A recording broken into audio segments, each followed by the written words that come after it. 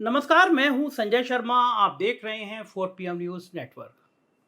30-35 साल से पत्रकारिता कर रहा हूं।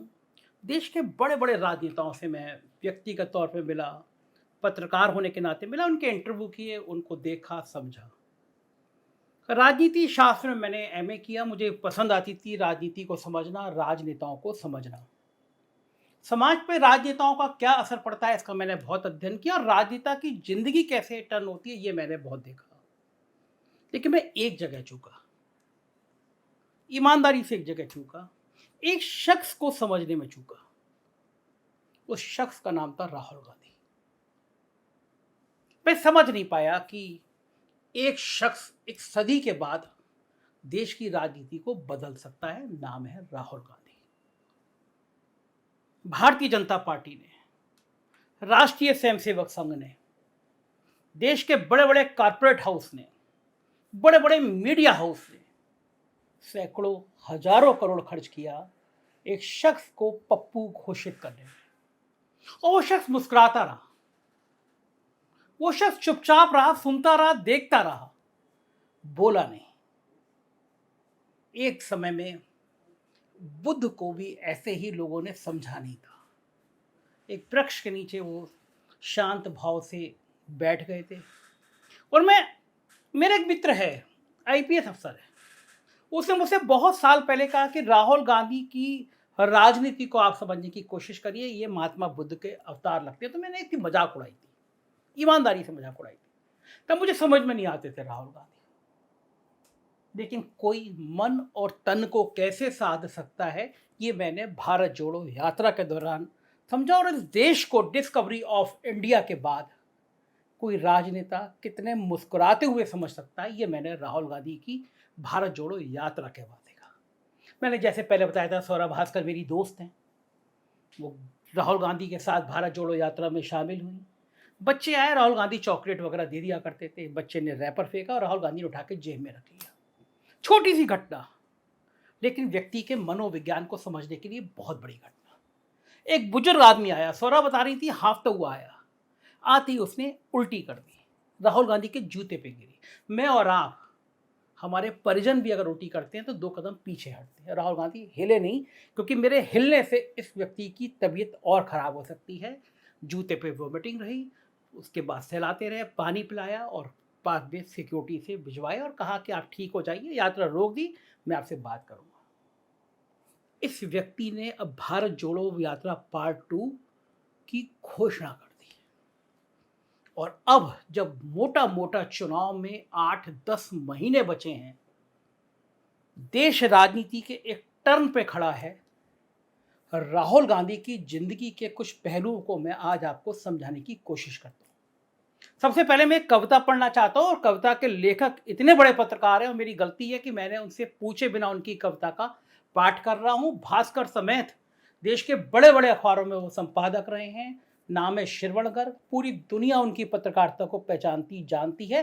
राहुल गांधी की उन्होंने कविता लिखी, अपने फेसबुक पोस्ट लिखी। मेरे कोई वीडियो बोलने से पहले मुझे लगा कि मुझे ये कविता, श्रवण गर्ग की कविता, आपको सुनाना चाहिए। राहुल गांधी के ऊपर लिखी है। उस कविता को सुनाता हूं, फिर अपनी बात कहता हूं।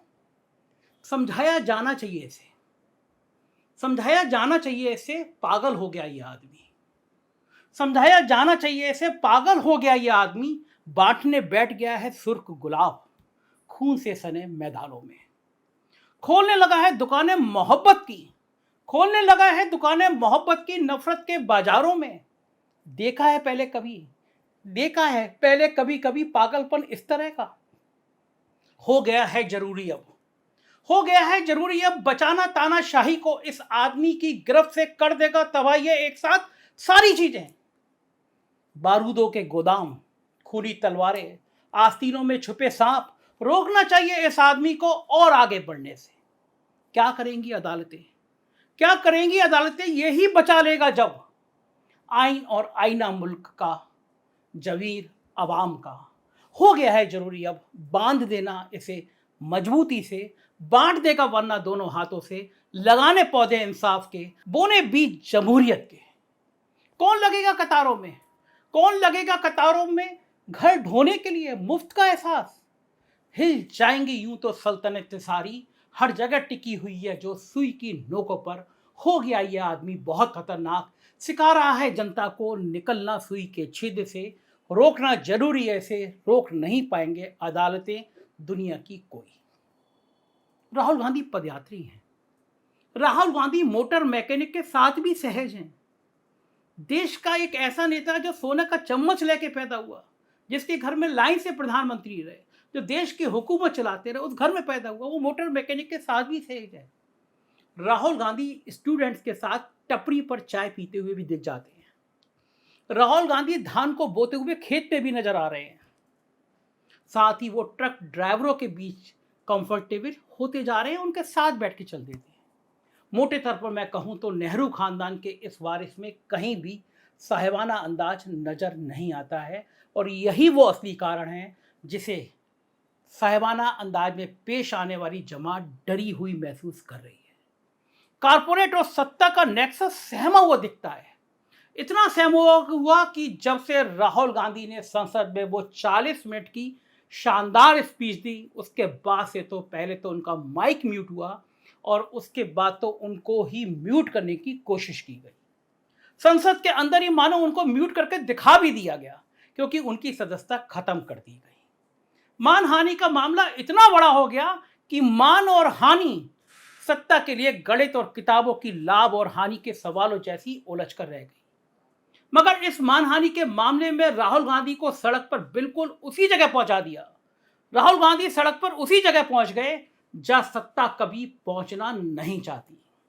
अब राहुल गांधी संदीप दीक्षित के किराएदार होने जा रहे हैं, लेकिन दरअसल सत्ता ये समझ नहीं पा रही कि सत्ता में बैठे हुए लोग जनता के किराएदार से ज्यादा जनता की हैसियत नहीं रखते, और उस जनता के बीच राहुल गांधी कोई किराएदार नहीं बल्कि एक दिलदार नौजवान बनकर उभर रहे हैं। ऐसा दिलदार जिसे सत्ता की जरूरत नहीं, इस ऐसा नेता जिसे संसद की आवश्यकता नहीं, और एक ऐसा आदर्शवादी नेता जो सत्ता के ग्लैमर को कम से कम मौजूदा दौर में चिमटे से भी छूना नहीं चाहता। लेकिन सत्ता का काम बिना राहुल गांधी के नहीं चलता। अमित शाह का कोई भी भाषण बिना मोदी, बिना राहुल गांधी किए पूरा नहीं होता।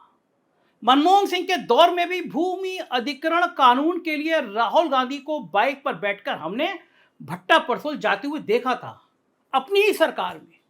आज के दौर में हालत यह है कि भाजपा के नेताओं को यदि राम मंदिर के उद्घाटन की तारीख भी, वो भी त्रिपुरा में जाकर बताने की जरूरत पड़ती है, तो वहां भी उनके लिए राहुल गांधी का नाम लेना जरूरी लगता है। मोटे तौर पर मैं कहूं तो नफरत के दौर में मोहब्बत की दुकान खोलने निकले राहुल गांधी कांग्रेस और भाजपा दोनों के लिए जरूरत बन गए हैं, और उन दोनों से ज्यादा जनता के लिए अपरिहार्य हैं। कैसे अपरिहार्य, यह बताने से पहले मैं आपको एक वाक्य बताता हूं। 2013 के साल में, 2013 पीछे ले चलता हूं आपको, यूपीएससी की मुख्य परीक्षा के पैटर्न में बड़ा बदलाव किया गया। लेकिन इस बदलाव के साथ पूर्व की उस परंपरा को तोड़ दिया गया जिसमें पैटर्न में बदलाव वाले दौर में छात्रों को अस्थायी तौर पर कुछ एक्स्ट्रा मौके दिए जाते थे। अब छात्र परेशान, करें तो क्या करें बेचारे। आईएएस की तैयारी करने वाले छात्रों को आंदोलन करने का कोई अनुभव भी नहीं था, वो तो पढ़ने लिखने वाले थे, बल्कि उनका वक्त तो पूरे 16-17 घंटे प्रतिदिन पढ़ने में लग जाता था। लेकिन ऐसे वक्त में उनकी भावनाओं को समझने के लिए राहुल गांधी थे। 30-31 जनवरी 2014 की वो दरमियानी रात, ठंड भरी रात, उस ठंड भरी रात में छात्र राहुल गांधी के तुगलक लेन बंगले के बाहर जमे रहे, वही बंगला जिसे मोदी सरकार ने अब खाली करवा लिया है। छात्रों की चिंता यह थी कि अगले 10-15 दिनों में लोकसभा चुनाव के लिए आचार संहिता लग जानी थी, फिर कोई पॉलिसी डिसीजन भी हो नहीं पाता और छात्रों का भविष्य अंधेरे में पड़ जाता। लेकिन सुबह, भोर सुबह रायपुर से लौटते ही राहुल गांधी स्टूडेंट्स के बीच में आए, उनकी बात सुनी, और अगले एक हफ्ते के भीतर यानी आचार संहिता लगने से पहले कार्मिक मंत्रालय ने छात्रों को 2 एक्स्ट्रा मौका दिए जाने की अधिसूचना जारी कर दी, क्योंकि राहुल गांधी के दिल में दर्द था इन छात्रों का, इन नौजवानों का। इस एक उदाहरण से आप समझ सकते हैं कि राहुल गांधी कितने संवेदनशील व्यक्ति हैं। मासूमियत और प्यार उनके दिल में तब से झलक झलक के दिखता था। लेकिन ये सिर्फ एक उदाहरण भर नहीं है। आज देश में चाहे ओल्ड पेंशन स्कीम की मांग कर रहे सरकारी कर्मचारी हों, अग्निवीर की 4 साल वाली भर्ती से परेशान नौजवान हों, एमएसपी गारंटी कानून मांग रहे किसान हों, सरकारी भर्ती की पूरी प्रक्रिया पर ताला लगाकर बैठी सरकार से परेशान स्टूडेंट्स हो, बाहुबली सांसद की कथित व्यभिचारी मानसिकता का शिकार महिला पहलवान हो, दबा कुचला दलित वर्ग हो, पैसा कानून को लागू करने की मांग कर रहे आदिवासी समाज हो, और इन सब के बीच खड़ा ट्रक ड्राइवर और मोटर मैकेनिक जैसा छोटा व्यवसाय करके अपनी जिंदगी की गाड़ी खींचता गरीब वर्ग हो, सबको राहुल गांधी में उम्मीद की किरण नजर आती है। सबको लगता है कि राहुल गांधी सिर्फ 5 किलो राशन देने वाले नेता नहीं है, बल्कि उससे आगे की भी सोच रखते हैं। अब वो कितनी आगे की सोच रखते हैं ये तो खुद राहुल गांधी जाने, लेकिन जनता के बीच ऐसी मानसिकता का विकास करने में मौजूदा सत्ता के उस आचरण की भी बड़ी भूमिका है जो आम जनता को सिर्फ 5 किलो राशन के सहारे चूल्हा जलवाने और रैलियों में जय श्री राम और भारत माता की जय के नारे लगवाने से ज़्यादा हैसियत नहीं समझती। उनकी हैसियत इस लायक से ज़्यादा समझ ही नहीं कभी उसने। उन्होंने कहा कि ये इसी लायक है। नागरिक अधिकार की बात को आज की सत्ता देशद्रोह तक मान बैठती है। हर समस्या का निदान सांप्रदायिक उन्माद की परिस्थितियां निर्मित करके उसी का निदान ढूंढने की कोशिश करती है। लेकिन इन सब के बीच राहुल गांधी भी हैं, जिन्होंने अपना ताज दलित नेता मल्लिकार्जुन खड़गे को सौंप दिया। ठीक ठाक सीटें मिली तो देश का ताज भी खड़गे साहब के हाथ में होगा, लेकिन इसके बावजूद राहुल गांधी की भूमिका कम नहीं होगी, और उनकी यही भूमिका अक्सर सत्ता और सत्ता के मित्रों को डराती रहती है। आने वाले वक्त में 5 राज्यों मध्य प्रदेश, छत्तीसगढ़, मिजोरम, तेलंगाना, राजस्थान, इनके चुनाव हैं।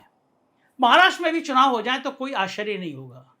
साथ ही अगले 7, 8, 9 महीनों में लोकसभा चुनाव की रणभेरी बजनी है, और इन चुनावों में सत्ता पर कब्जे की चाहत बनाम दलित नेता को सत्ता सौंपने की चाहत के बीच से जनमत तय होना है, और इस जनमत को तय करने में राहुल गांधी की बड़ी भूमिका रहने वाली है। बहुत बारीक से निगाह रखेंगे हम भारत जोड़ो यात्रा पार्ट 2 पर। बहुत बारीक निगाह रखेंगे हम राहुल गांधी की राजनीति पर, क्योंकि ये वो राजनीति है जो इस देश के लोगों को, आम जन को राजनीति और सत्ता सिंहासन से जोड़ती है और जनवादी सोच को बढ़ाती है, और जोड़ना भी चाहिए। बने रहिए 4 PM पर, क्योंकि ये गोदी मीडिया नहीं है और ना होगा। हम आपका साथ चाहते हैं और आपके साथ लड़ना चाहते हैं। शुक्रिया।